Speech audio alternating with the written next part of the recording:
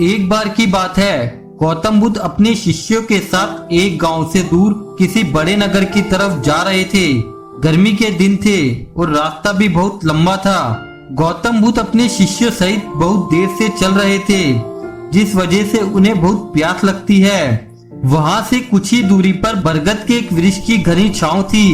सभी लोग उस वृक्ष के पास पहुंच जाते हैं। महात्मा बुद्ध अपने शिष्यों सहित वृक्ष की एक घनी छाया के नीचे विश्राम करने लगते हैं। बहुत देर से चलने की वजह से सभी का गला प्यास से सूख रहा था।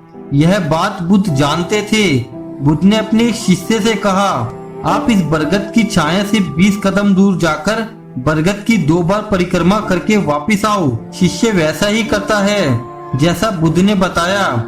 परिक्रमा करने के बाद शिष्य महात्मा बुद्ध के पास आया तो बुद्ध बोले कि क्या आपको किसी ठंडी हवा का अनुभव हुआ? शिष्य बोला, हाँ। महात्मा बुद्ध उस उत्तर की दिशा की तरफ मुझे कुछ ठंडी हवा का अनुभव हुआ था। शिष्य की ये बात सुन महात्मा बुद्ध शिष्य से तुरंत बोले कि उसी दिशा में चले जाओ, जरूर वहाँ से कुछ ही दूरी पर एक तालाब अवश्य मिलेगा। उस तालाब से सबके लिए पानी ले आओ। शिष्य जब उस दिशा में कुछ दूर जाता है तो वहाँ सच में एक तालाब होता है। तालाब देख शिष्य बहुत प्रसन्न होता है और तालाब के निकट जाकर जैसे ही तालाब से पानी भरने वाला होता है, तभी शिष्य की नजर वहाँ दूर तालाब में कपड़े धो रही कुछ स्त्रियों पर पड़ जाती है। यह देख शिष्य मन में सोचते हैं कि यह पानी तो गंदा हो गया है। लेकिन जब शिष्य ध्यान से तालाब के पानी की ओर देखते हैं कि अभी भी तालाब का कुछ पानी साफ है, इतने में 2 बैलगाड़ी जोर से तालाब के किनारे से होती हुई निकल जाती है। बैलगाड़ी के पहिए तालाब की मिट्टी के ऊपर इतनी जोर से निकलते हैं कि तालाब के नीचे बैठी सारी मिट्टी तालाब के ऊपर आ जाती है, जिस वजह से तालाब का बचा हुआ पानी भी गंदा हो जाता है।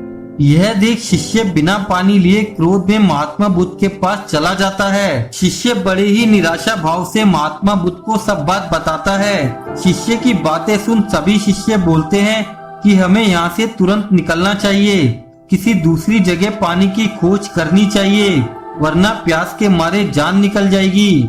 इधर महात्मा बुद्ध सभी को शांत होने के लिए कहते हैं और बोलते हैं कि धीरज रखो, कुछ देर यहीं बैठो, उचित समय आने तक संयम बनाए रखो। सभी महात्मा बुद्ध की बात सुनकर शांत हो जाते हैं और वहीं बैठ जाते हैं। कुछ समय बीत जाने के बाद महात्मा बुद्ध फिर से अपने शिष्यों को उसी तालाब से पानी लाने के लिए कहते हैं। शिष्य बिना कोई सवाल किए उसी तालाब में पानी लेने के लिए फिर से चला जाता है। तालाब की हालत देख शिष्य को यकीन नहीं होता।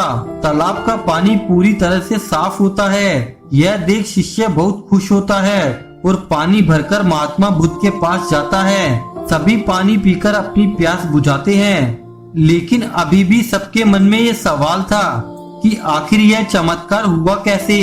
तालाब का सब पानी तो गंदा था। उन्हें लगा कि यह बुद्ध की शक्ति है। इनमें एक शिष्य ने ये सवाल महात्मा बुद्ध से पूछ ही लिया कि ये चमत्कार आपने कैसे किया?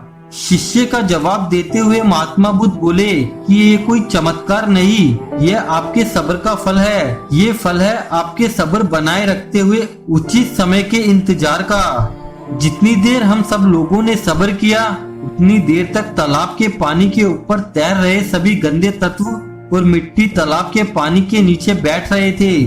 फिर कुछ देर बाद शिष्य जब वहाँ तालाब के पास पहुँचा, तब तक सब दूषित कण नीचे बैठ चुके थे, जिस वजह से तालाब का पानी पहले की तरह साफ हो चुका था तथा तालाब साफ दिखाई दे रहा था। यदि उस समय आप लोगों ने सब्र ना किया होता, धैर्य ना रखा होता, तो आप सब इतनी गर्मी में पानी की खोज में प्यासे रहकर शायद अब तक मृत्यु प्राप्त हो गए होते।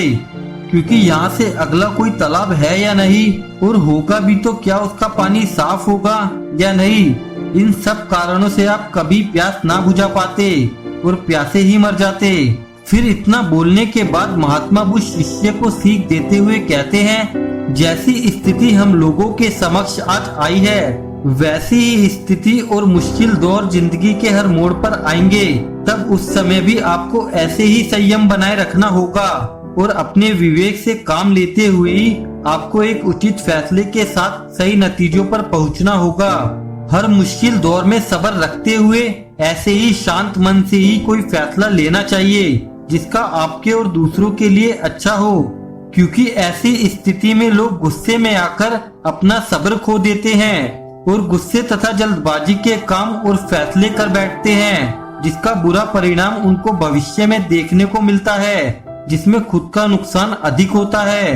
कुछ परिस्थितियां जीवन में ऐसी होती है जहां हमें सब्र बनाए रखते हुए उचित समय का इंतजार करना होता है, लेकिन लोग अक्सर यही अपना सब्र खो देते हैं और उचित समय आने का इंतजार नहीं करते, जिस वजह से उनको आगे चलकर दुख और मुश्किलों का सामना करना पड़ता है।